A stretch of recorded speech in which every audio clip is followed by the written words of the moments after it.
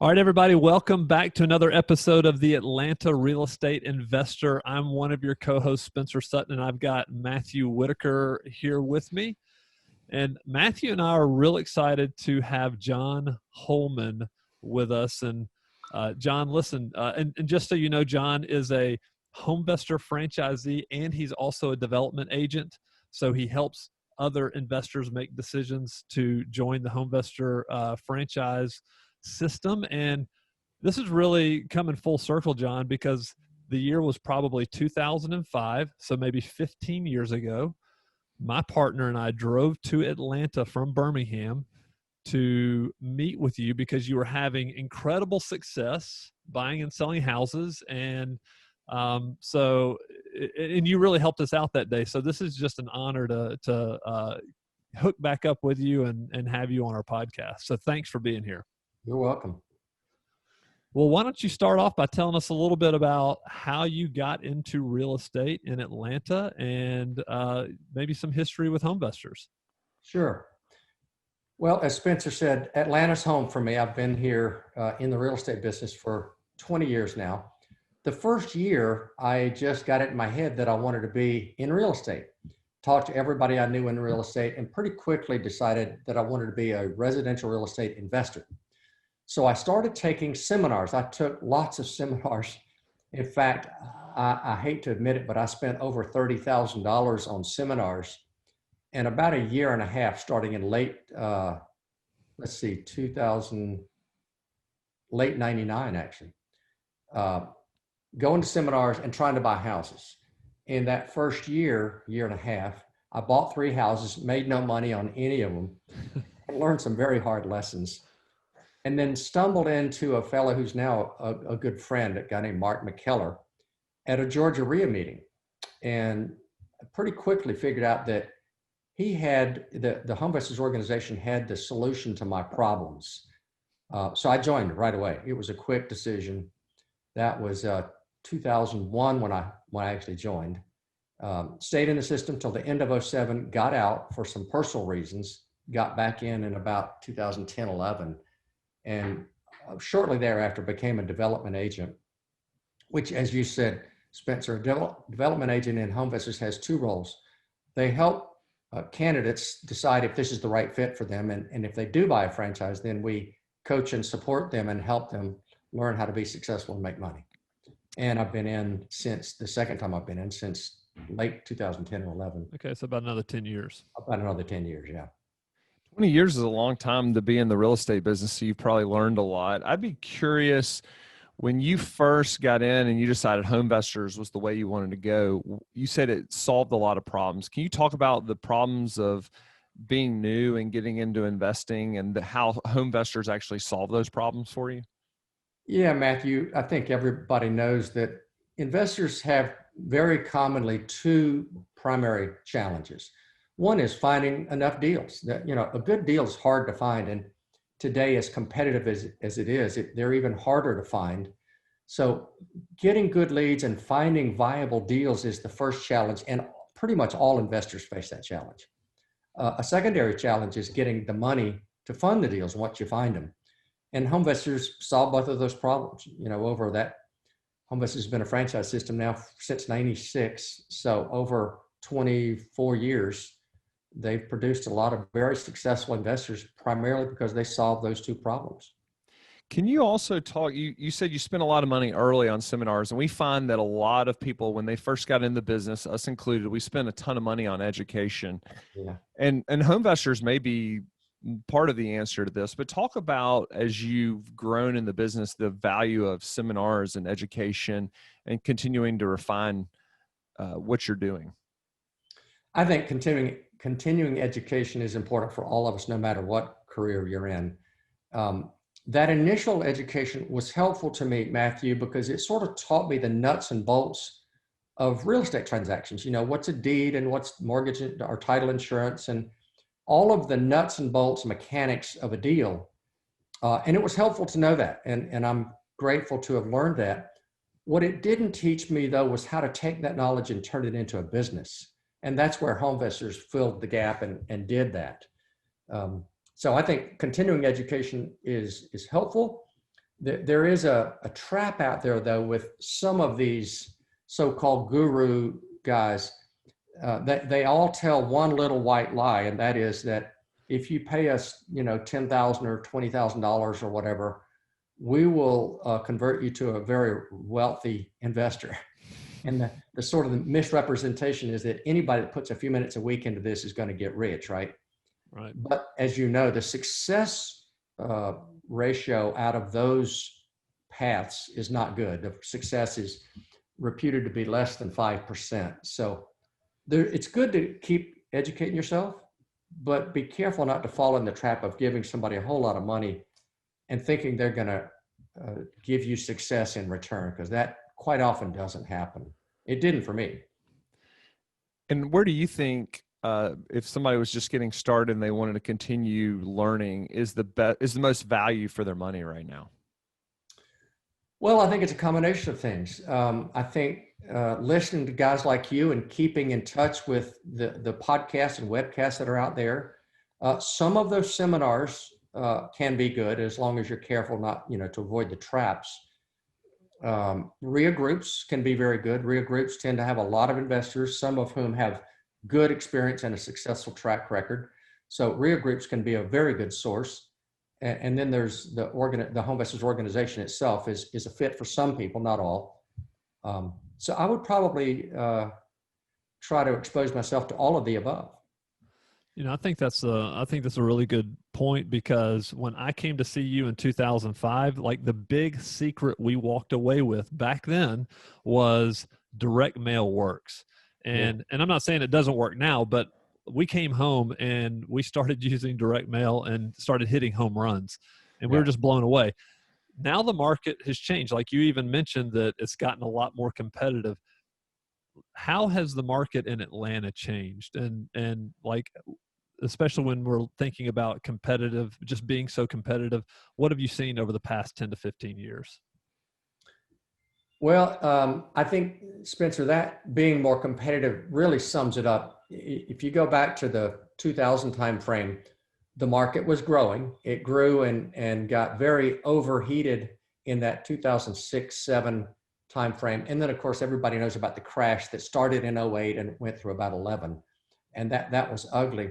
Since 11, the market has heated up again. And so now we're in the most competitive market I've ever seen. I've been in it 20 years now, and it's more competitive now than it's ever been. So the ramifications are that it's harder to get deals. It's harder to find good deals, and there's just more people out there chasing the same limited number of deals. And by the way, no surprise, every industry in the world shares the characteristic that the more competitive it is, the higher the cost of customer acquisition. Okay, that's pretty much universally true.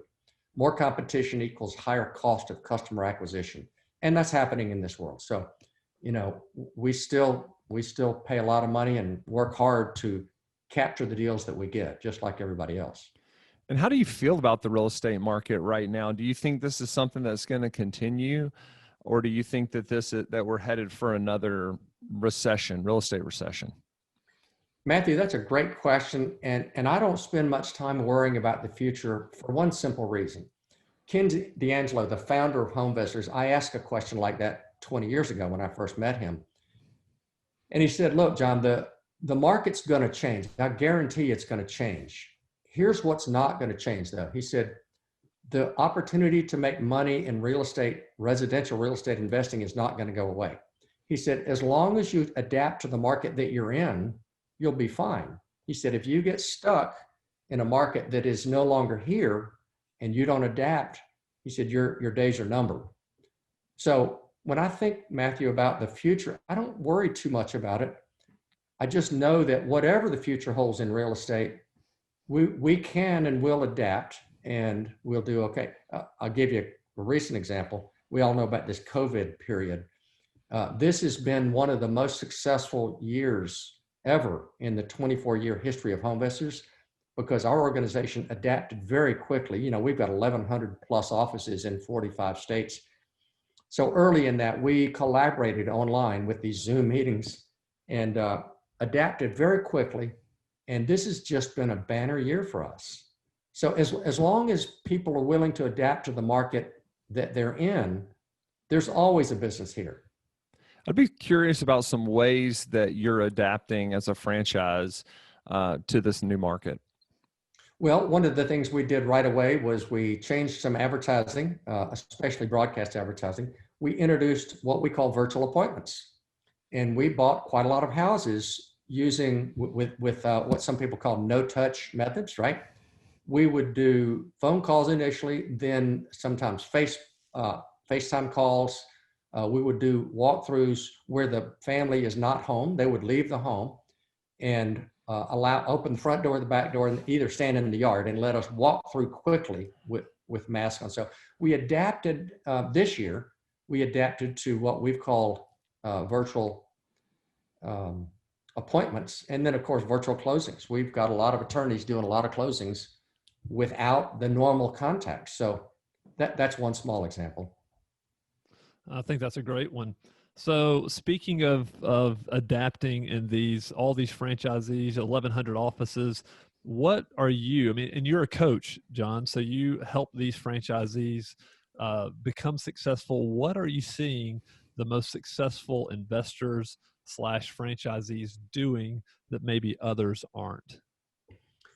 Good question, Spencer. I think one of the things that separates the HomeVesters crowd from others is because we do somewhere north of $75 million of advertising each year, we do have a steady stream of homeowners calling us, and these are non-competitive deals. Most of the other investing public doesn't know about these deals because they don't spend the money to do the public advertising.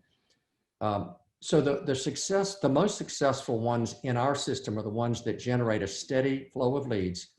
And then secondly, they keep those homes turning over quickly. The ones that get into trouble, they try to tackle too many big rehabs, and they'll take on 3, 4, sometimes more heavy rehabs, and it just kills them from a cash flow standpoint. So one of the things my job is to coach them through managing cash flow. If you can manage cash flow, you've got a chance to build a real business. If you can't manage cash flow, you don't have much chance here. And so are most of those investors wholesaling then to free up that cash? Are they doing somewhat fast wholesales? That's Gotcha. exactly right, Spencer. The control that they have over their cash flow is what I call the exit strategy mix. And the smartest ones tend to wholesale anywhere from 50 to 80% of their properties and rehab and retail the others. Gotcha. And when they get that balance out of balance, that mix out of balance, then they can get into a real ditch from a cash flow standpoint. Talk about, because Spencer and I often joke, we used to take bad deals and put them in our rental portfolio, but talk about, if you're going to do this, you're going to make some bad deals. That's just part of it. How do you look at a bad deal? How do you advise the people that you're advising on what to do when they know they've bought a bad deal? Yeah, it's very simple, Matthew. My advice is get rid of it quickly. Kill that. My dad used to say, never wound a problem, kill it dead, right? So we do the occasional bad deal, and my coaching and guidance is always get rid of it. I don't care if you have to take a loss, get rid of it quickly. A small loss now is better than a big loss later. It frees your capital, it frees your mind, and it frees your energy to go find some other good deals. And, you know, we do have the occasional bad deal and occasionally lose money. We don't, of all of our deals that we do, thousands of them a year, losing money is pretty rare, but it happens. But the best advice I can give everybody, move on. Get rid of it, move on to the next one. The worst deal I ever did, John, I bought a house kind of near our office right here, and bought it one year for, X number of dollars, invested a bunch of money in rehabbing it, and then sold it almost exactly a year later for the same number that I bought it for. So lost about $75,000 to $80,000. Ouch. And I swore I was never going to drive down that street again. Yeah. Well, today I actually live on the same street 2 doors down from that house. So my wife found that house, and I was like, I just know I'm going to end up living here because it's too ironic that it's 2 doors down from the house that I swore I was never going to drive down the street again. Just a painful reminder as you Always. drive by every day. I see that thing every day. Well, let's talk a little bit. What the definition of experience is. What's that? Experience is what you get when you don't get what you wanted. That's right. We try to help investors avoid the experience and come home with a profit instead of the experience. I think in our early days with HomeVesters, we didn't have coaches like this, right? So I think it's a great service. I mean, Roland and I were trying to figure it out ourselves. We would call other franchisees that we believed were being successful and try to learn as much as we can from them. And it really is a great community because people were open to share. Even like Matthew was considered a competitor of mine, but really, we wanted each other to succeed. There were enough deals going around. And you just owed that to me since you sold me that first dog of a house. I did. I roped him in. Let's talk a little bit about it. Okay, go ahead, Matthew. I was just going to say, I also think, the value right there that John talks about is it is way cheaper to learn from other people's experiences. And it blows my mind too when you take somebody with wisdom that's willing to give and tell you what to do, and then a lot of people still go out and do what they want to do. But if you'll just buy into other people's experiences and other people's wisdom like John, then you're going to be a whole lot better off. You may miss some deals, but you're going to be way better off in the long run. And we have an interesting track record within the HomeVesters organization for that very reason, Matthew. Our motto is that you don't need to go step on all the landmines yourself.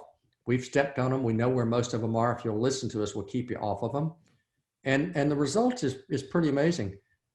We have a 95+% success ratio over a 24-year history, whereas investors going through these seminars have pretty much the opposite, about a 5% success ratio. And it really boils down, Matthew, to the fact that we have the formal support, which comes in the form of our development agents like myself, and we have over 50 of them out there now. But part of the support in our system is from other franchisees. Spencer, as you said, before the DA model was created in HomeVesters, you and Roland drove over from Birmingham and spent time with franchisees in Atlanta and learned some good lessons. So there's a formal support of the franchisor and the DA organization, but there's also a whole lot of informal support from other franchisees who do not see each other as competitors and are typically willing to share everything about their business. Yeah, 100% agree. You hit on this a little earlier. What do you see people doing right? I know you mentioned learning from others, but what are some other things you see people doing right? Yeah, good question, Matthew. Number one, generating a steady flow of leads, okay? Everybody knows that getting leads, whether you're in HomeVesters or outside, it's harder and more expensive than it used to be. Some franchisees, there's a minority of them, but a few of them get intimidated by the cost of the lead and the number of leads to get a deal, and they back off of that and sort of run and hide, right? So the ones that are successful tend to stay focused on generating a steady flow of leads and then not letting the falling into the trap of taking on too many rehabs. When you look at a rehab and a retailer, it looks like a big profit. To make up an example, people buy these houses occasionally thinking they're going to make $40,000 on them. But I know it's going to take them 6 months to a year to get rid of that. I would much rather buy 2 or 3 or 4 houses that I wholesale to other investors and make 10, 15, 20 on and have a good cash flow rather than get bogged down in these monster deals. So number one, generating steady flow of leads.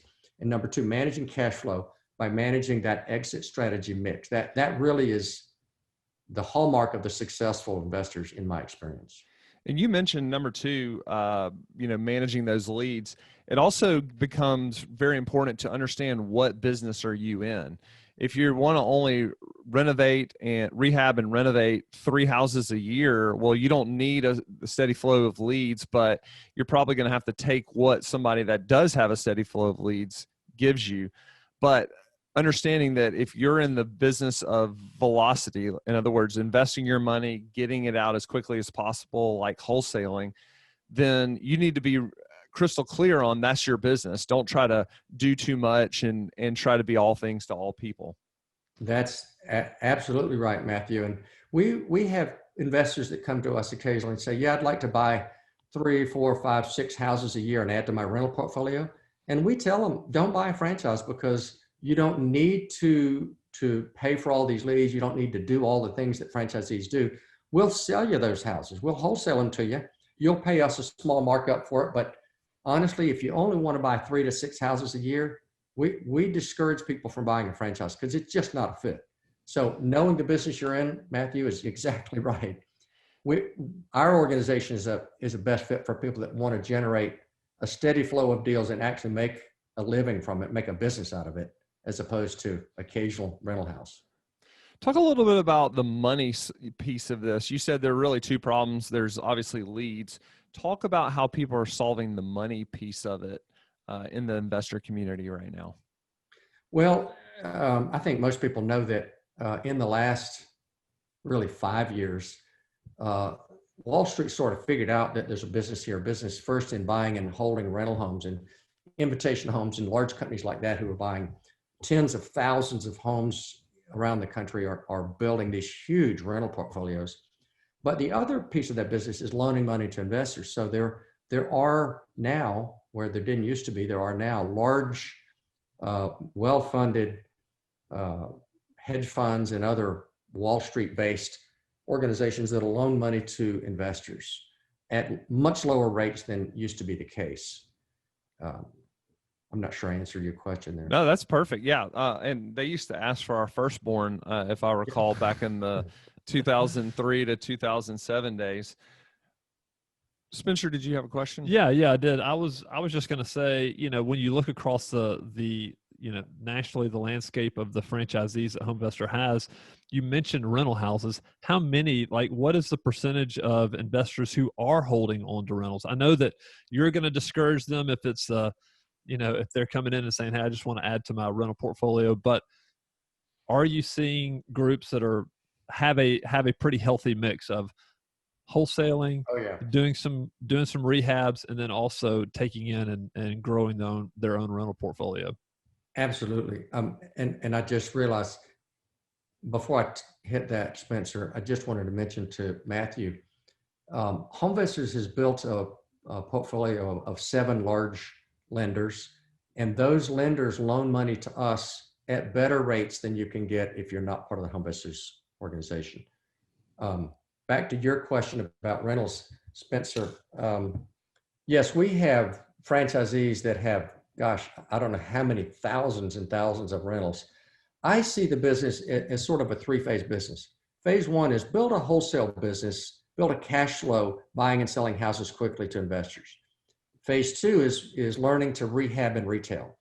Take a house all the way to retail condition, sell it to a homeowner. And both parts of that are challenging to learn. The third phase is when after you built a good cash flow from wholesale, then you've learned to rehab and retail houses and building additional cash flow there. The third phase is to build a rental portfolio. And I don't encourage anybody to do phase 3 until you've mastered 1 and 2. Okay, so those really come in order. But after you've learned to wholesale and retail, we have franchisees that learn to wholesale, then they learn to rehab and retail, and then they start building a rental portfolio. And we've had a number of them totally retire because they've built the income and the asset base that they want, and they really don't need to work anymore. Now, are you personally investing today, or are you building the business of HomeVestors, or both? Mostly building the business of HomeVestors. I'm a full-time development agent, so my life really revolves around helping franchisees all over the country get through the learning curve and build a successful business. I am a hard money lender here in Atlanta, not outside of Atlanta. So I have a lending business on the side, but my primary business is helping franchisees learn to build a profitable business. In a day in your life, how much time do you spend coaching? How much time do you spend talking to potential seller or buyers of the franchise system? I spend very little time, Matthew, speaking to candidates. I have partners that do that part, the sales part. I am 100% focused on support. So about 150% of my day is spent on supporting franchises. And we actually have a team of people that do that. It's not just me. When a lot of people get in the real estate business, they always get in with partners, whether they're friends or for whatever reason. Talk about some successes, things you've seen about the value of a great partnership. It sounds like you've had some great partnerships, or the value of not having a great partnership that you've seen kind of destroy some, because you have some visibility into a lot of people that are trying to do this. Right. You could probably give some interesting insight into the whole idea of having a partner and best practices around that. Yeah. Partnership in business is a double-edged sword. The advantage, obviously, is that you've got two or more people with differing skills and talents. And if they can learn to work together and leverage each other's talents, they sometimes can have a synergistic, 1 + 1 = 3 type effect. The downside, of course, is that we're all humans and we all have our own way of being.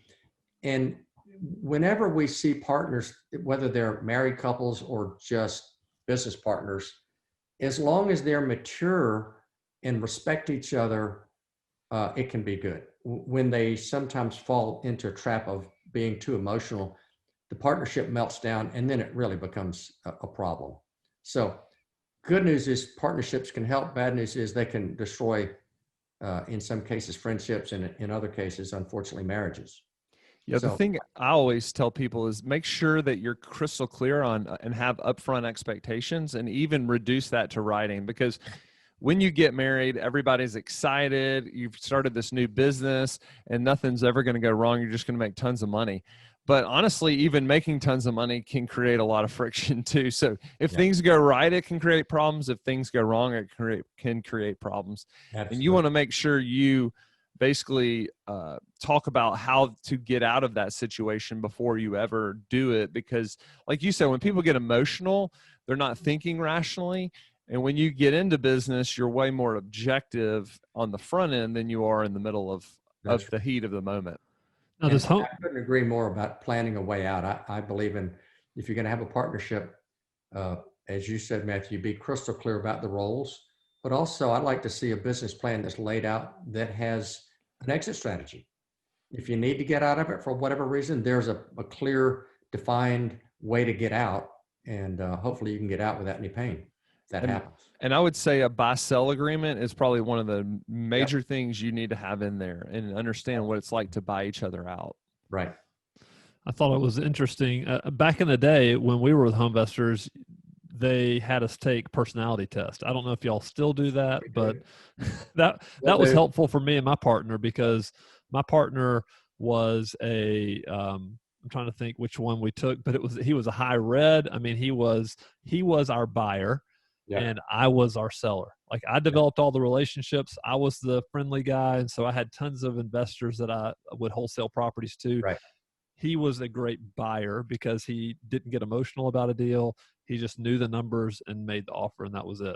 So, Spencer, we still use that same personality profile, and we leverage it. We talk about it all the time, and it is a huge help for us, both in our partnerships and dealing with strangers, the sellers that we meet every day. Yeah. Learning how they behave and learning to recognize their profile and their tendencies is very helpful in building relationships with people on a daily basis. So we still use them.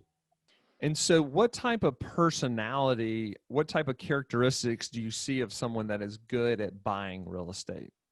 Well, as Spencer said a second ago, Matthew, and you'd have to understand our personality profiles, but there's 4 colors, but the high red, high yellow, the red is the driven A-type personality. The high yellow, like Spencer, is a people-oriented personality. So people that are driven, that are also good with people, those tend to be really good buyers. And by the way, there are no bad personalities. They're just different personalities. And the trick is to learn your own strengths and weaknesses, hire or partner around your weaknesses, and leverage your strengths. Yeah, we're big believers in personality profiles as well, and we talk about it a lot. We don't use the same thing that y'all use, but we do use it and focus on it and use a thing called Culture Index. Yeah. Well, all right. I think this is a good place to stop. So, John, man, thank you so much for being on the podcast with us. You're welcome, and I'm happy to see both of you after all these years. I'm glad to hear you in the business. Yeah. All right, everybody, listen, if you enjoyed this episode, make sure to leave a comment, leave us a 5-star review. And John, there's going to be plenty of people who would like to learn more about the HomeVestor franchise, potentially even maybe how they can become a franchisee. So anyway, so how can they get in touch with you? Probably best way is to send an email, john.holman@homevestors.com. It's JOHN.HOLMAN at HomeVestors, HOMEVESTORS.com. And I'll give you my phone number in case anybody wants to call, 404-217-7598. All right, everybody. And you can find all that information on our website, the AtlantaRealEstateInvestor.co. That's .co. All right. Until next time, we'll talk to y'all soon.